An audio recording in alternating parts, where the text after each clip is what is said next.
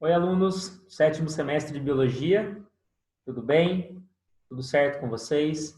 Bom, pessoal, hoje nós vamos realizar, então, a nossa primeira parte da revisão para a nossa prova bimestral.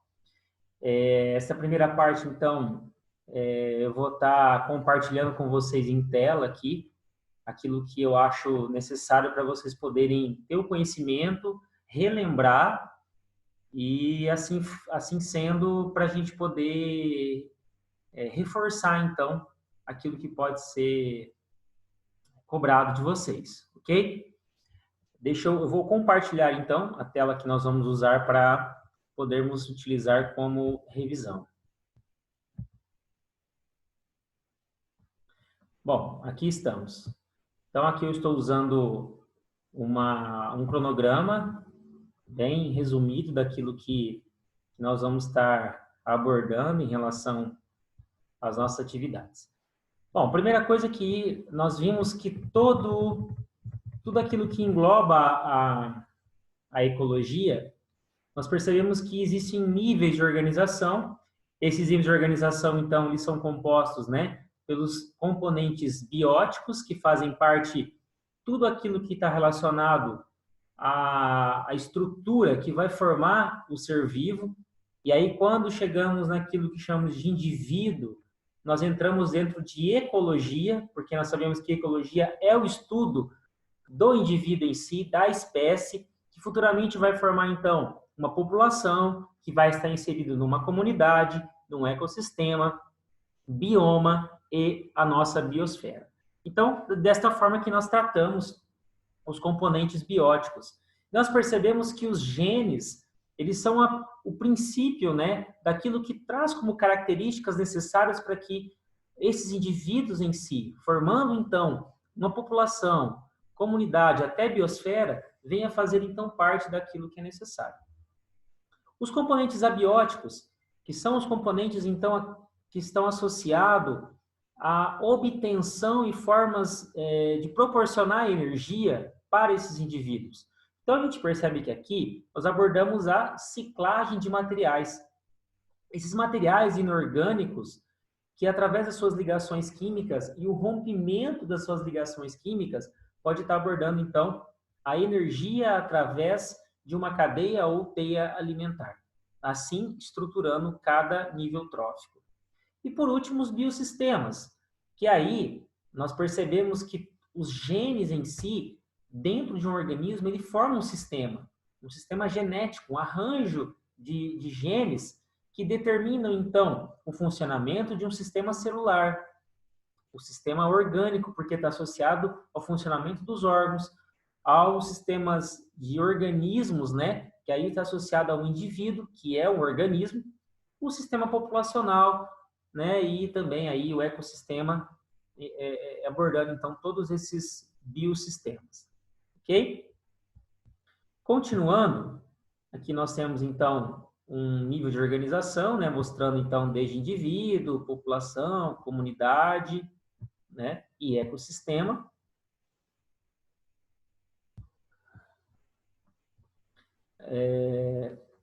Então vamos,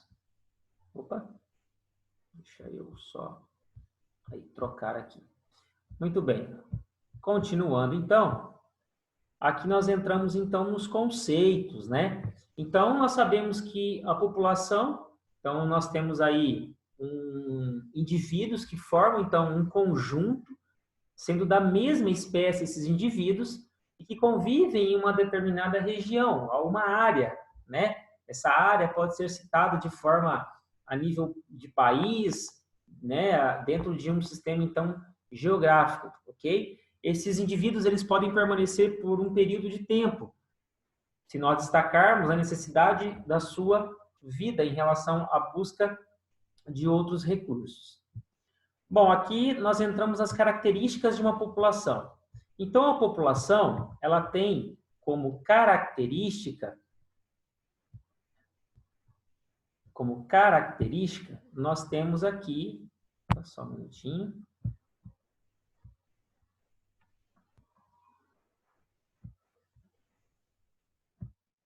nós temos aqui, então, a densidade.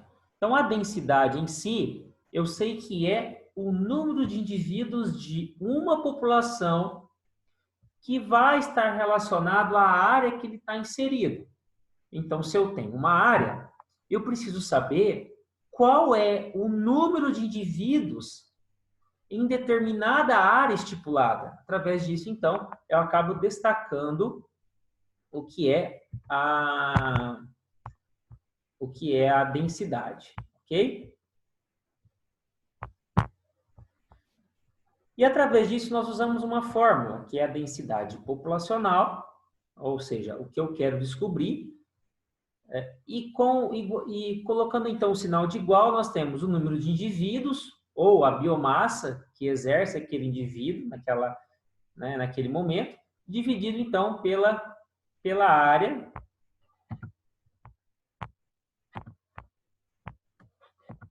ou através do volume, ok? Então, aqui nós percebemos como nós podemos, então, dividir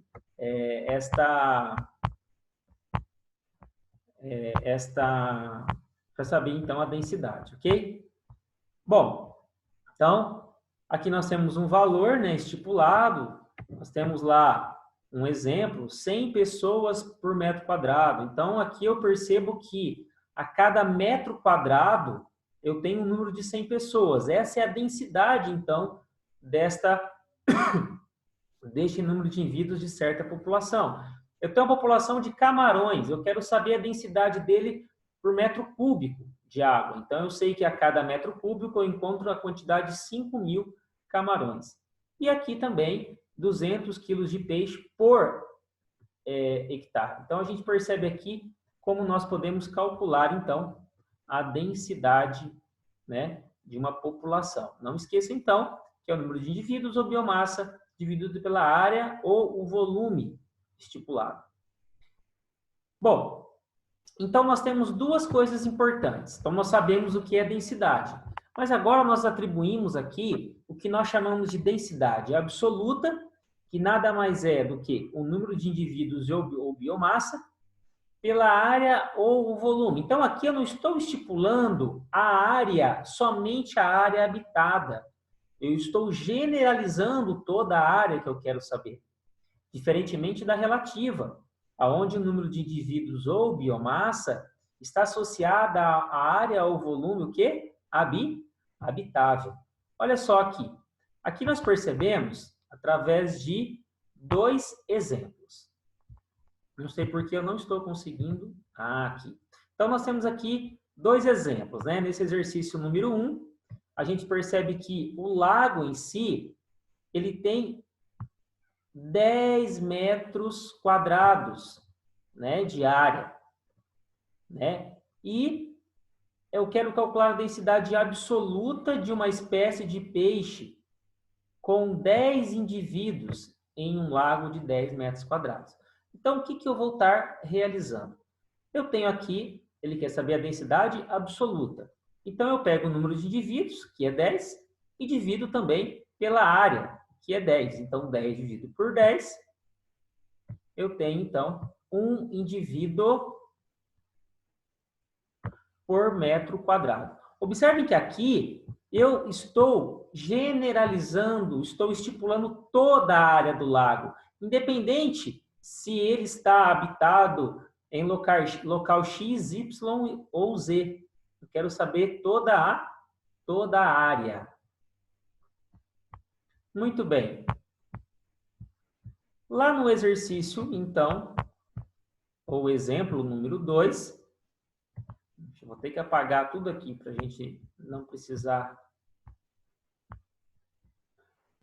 Aqui, ok. Então, aqui na imagem 2, no exemplo 2, nós temos, então,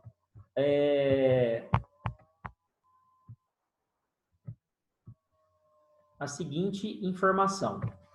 Calcular a densidade relativa de uma espécie de planta aquática com 10 indivíduos. Com 10 indivíduos. Então, tem 10 indivíduos, ok?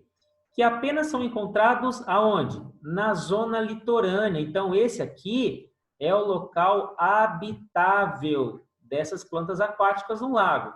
O lago tem 10 metros quadrados, com uma zona litorânea de 5 metros quadrados. Ok? Então, vamos identificar tudo isso aqui.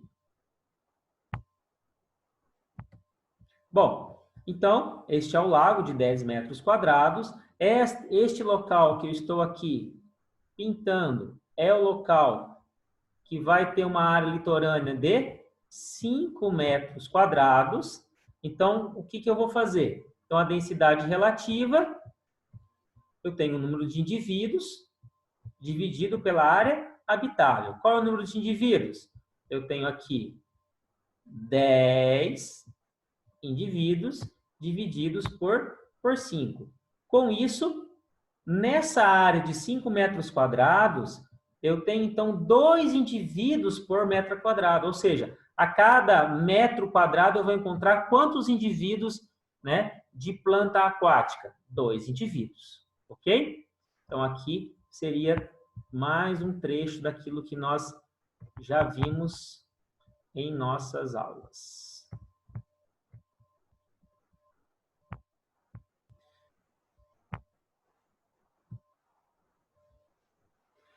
Bom, aqui nós temos os métodos de contagem, acho que não vou estar cobrando isso.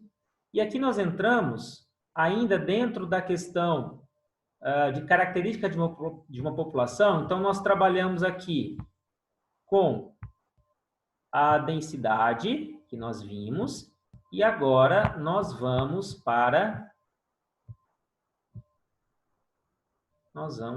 natalidade. Natalidade.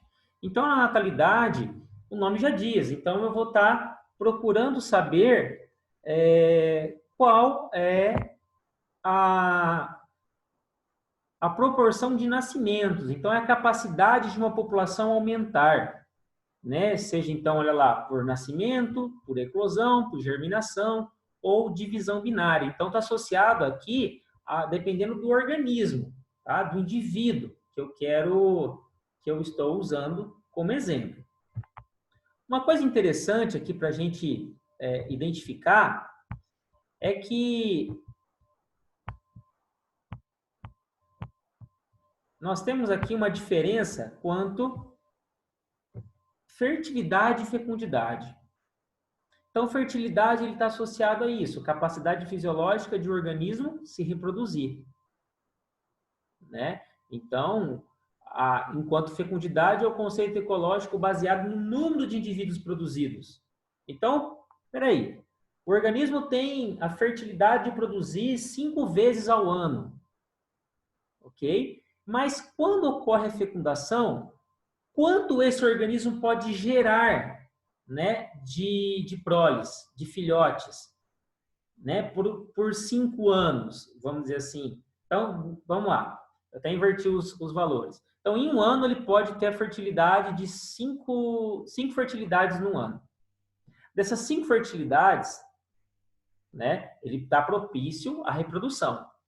Então, ele realizou a cópula 5 vezes no ano. Quantos organismos ele produziu durante esse ano? Então, é uma forma de eu calcular, então, a sua natalidade. Aqui a gente percebe o seguinte, ó, calculando, eu tenho o número de indivíduos produzidos pelo tempo. Então, quantos indivíduos foram produzidos, independente da quantidade de fertilidade, não é? E qual a fecundidade, qual o tempo, então, que vai ser atribuído, né, quantos indivíduos vão nascer. Isso é a natalidade absoluta. Quando eu trabalho com natalidade específica, eu tenho o número de indivíduos produzidos, então aqui é o número de indivíduos produzidos absoluto dividido por tempo. Na específica, eu tenho o número de novos indivíduos produzidos, dividido pelo tempo que foi gasto para produzir esses novos indivíduos, multiplicado já pelo número original. Quem é o número original? São os pais. Ok? Então, eu preciso entender que a diferença é essa. Vamos aqui analisar um exemplo.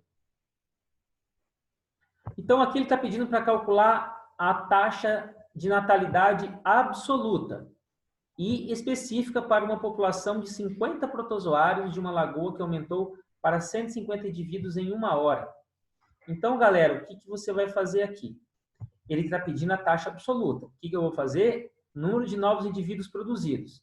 Então, uma população de 50 protozoários em uma lagoa que aumentou para 150 indivíduos.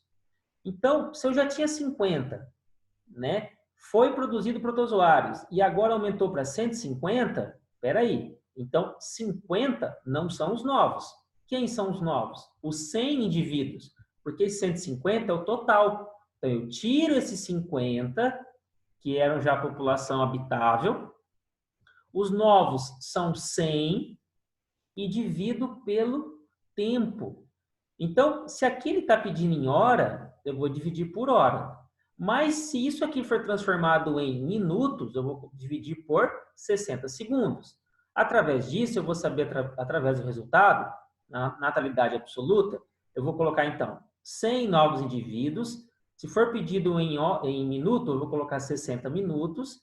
Eu vou dividir, então, 100 por 60, gerando, então, o valor de indivíduos por minutos, tá bom? Se essa hora for transformada em minuto.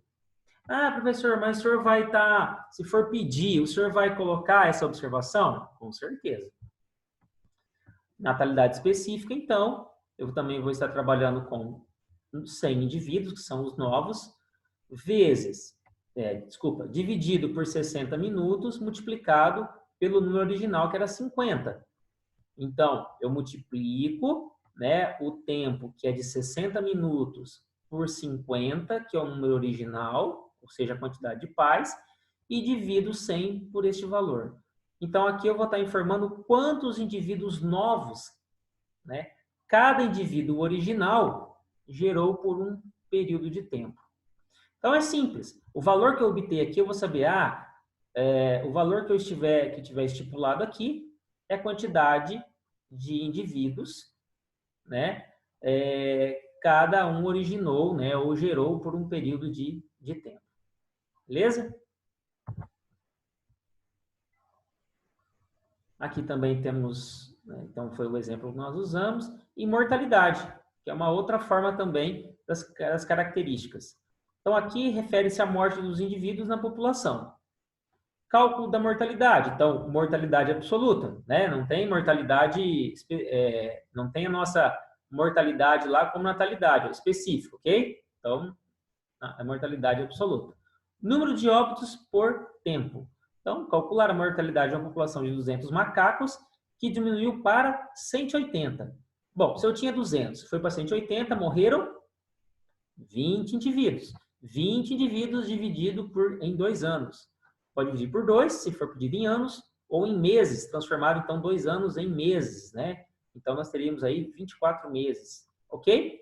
Pessoal, então, dessa forma nós analisamos, então, os cálculos. E aqui nós pensamos na questão da imigração e emigração. A imigração e emigração está associada à dispersão, independente agora se é entrada ou saída. Mas, se nós formos caracterizar, as vias de dispersão, da forma de imigração ou emigração, vai afetar a densidade, né? Vai afetar a abundância de organismos por um período de tempo e também a distribuição dos organismos na área estipulada. Olha só, aqui nós temos um esquema que está tudo vinculado à densidade. A imigração é quando eu tenho a entrada de indivíduos naquele local estudado. Com isso, eu tenho um aumento da população. Por isso, está representado de forma positiva. Ok? Deixa eu arrumar isso aqui que ficou feio. Por isso, então, que ele está formado, por isso que ele está abordando aqui de forma positiva. A natalidade, se eu tenho um nascimento, eu também tenho o aumento da população, consequentemente, o aumento da densidade. E aqui nós temos, então, a mortalidade. Então, quando eu tenho mortalidade, eu tenho a diminuição, eu tenho a redução de indivíduos, e quando eu tenho a emigração, que é a saída desses indivíduos daquele território, eu também tenho uma diminuição da densidade. Dessa forma, é importantíssimo vocês saberem que essas 4 características influenciam diretamente a densidade da população em estudo. Certo, pessoal? Nós aqui vamos finalizar esta gravação, esta nossa revisão, justamente pelo tempo, né, que nós temos, associado também à postagem, então, dessa gravação. Ok? Tranquilo? Espero que vocês tenham entendido. A gente precisa passar de forma mais rápida, justamente para que o assunto inteiro seja abordado. Um abraço, até mais.